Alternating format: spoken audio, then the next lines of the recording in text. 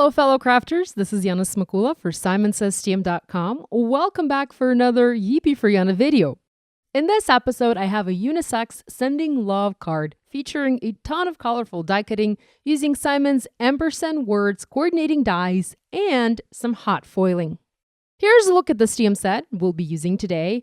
I will actually only use the large, solid Ampersand stamp to emboss it in clear on black cardstock. But I wanted to show you this set so we can see the size. I personally love huge sets like this, as the elements from those sets easily take center stage on a card and you don't need to add much else to your project.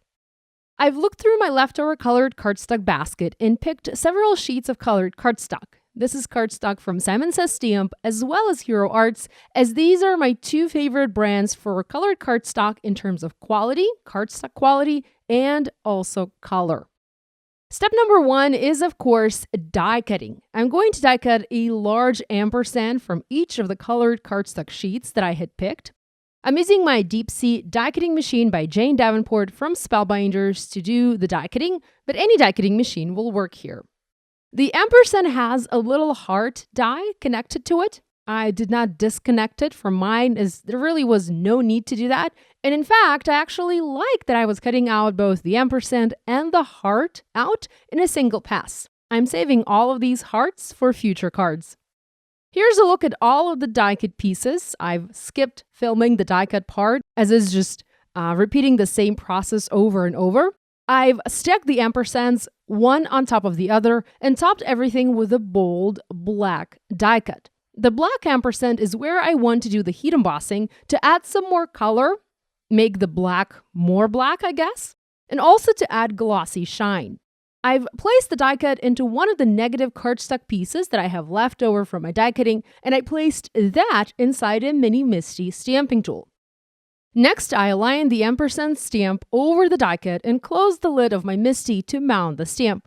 You can do it the other way around. Heat emboss the image first and die cut it later. I wanted to have all of the die cutting done first, so that's why I did it this way. Next, I used anti-static powder tool and treated the die cut to eliminate any grease and oils from my fingers and my skin, and also to eliminate any static that I might have had on the die cut. Although honestly, it's not as important here. I'll be using a clear embossing powder with a huge solid image, so it doesn't matter if embossing isn't going to be perfect. It just won't be visible. The imperfections will not show. I guess it's more of a habit for me now to use this anti-static powder every time I do heat embossing. Next, I inked up the stamp with Simon's clear embossing ink and stamped it, making sure to press firmly all over the image to transfer the ink onto the paper. I poured clear embossing powder onto my die cut, and then I used my heat tool to melt the powder in place. This gave me a somewhat of a glossy finish to my die cut.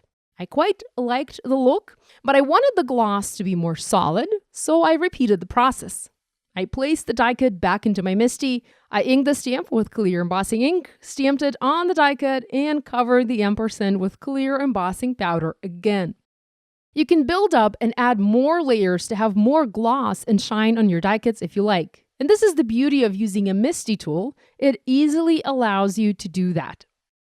Moving on, I started working on a sentiment for my card. Since I had a lot of bold colors and the overall design was pretty bold, I wanted something classy to go along with it. So I decided to do hot foiling. I picked Sending Love Glimmer Hot Foil Plate from the Spellbinders Everyday Sentiments Glimmer Plate set, and also gold foil. Since the top ampersand was done in black, I decided to use black cardstock for foiling.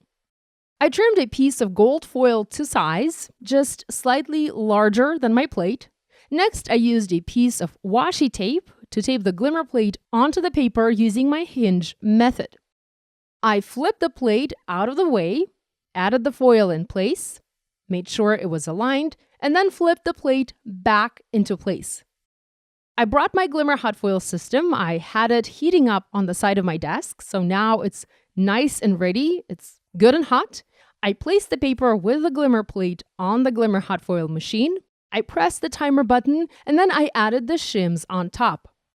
Now, when it comes to foiling, I always like to add one extra cardstock shim to increase the pressure, but this is just something that works best for my machine. With foiling, you kind of have to play around a little bit and see what is best for your die cutting machine to get optimal results. Next, I followed the Glimmer machine instructions and I ran it through my die cutting machine to foil. You need to remember to go slowly here, and voila, our foiled sentiment is ready. What I love about this cardstock from Simon Says Stamp, by the way, is that I always have great foiled results on it.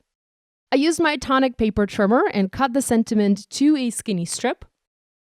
I like using the edges of that clear guide on my trimmer to align my sentiments to make sure that I have a straight cut. With all of the parts and pieces finished, I'm now ready to assemble the project. Now, this is not going to be a standard A2 card, but a slimmer, taller card.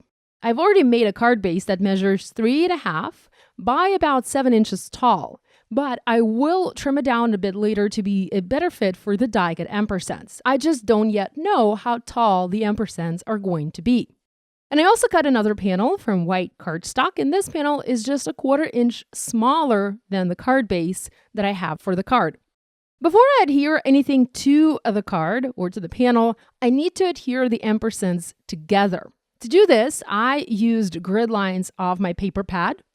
I taped the first ampersand down to the paper pad, taking the grid lines into consideration, and I used a piece of washi tape to do that. Next, I used glue and adhered each of the ampersands on top. The colors of cardstock I used are Sea Glass from Simon Says Stamp. It's that bottom layer. Next one is Audrey Blue, also from Simon. Adriatic from Hero Arts. Next we have Royal Purple from Simon. Azalea from Hero Arts. Burnt Orange from Simon. Sunshine, also from Simon. Mustard from Hero Arts. And Black for the top layer from Simon. Now this look is very much inspired by Laura Besson. I love her expert use of colored cardstock, and I think the cards she makes always look absolutely fabulous. Having adhered all of the ampersands, I used foam adhesive squares and foam mounted the cluster onto that white panel. And then I trimmed the panel to about 6 inches tall, taking the height of the ampersands into consideration. I also trimmed the card base to about 6.25 inches tall.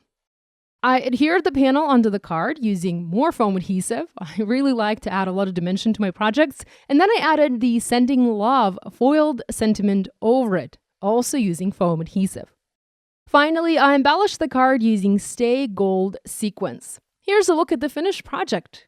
I simply adore this bold, colorful design, and I love the way it turned out. If you make a card inspired by this video, we'd love it if you shared your project online and tagged us on social media. We always enjoy seeing what you guys are making. Be sure to give this video a thumbs up and to subscribe to this channel if you haven't yet done so. Thanks so much for joining me today. I'll see you next time. Bye!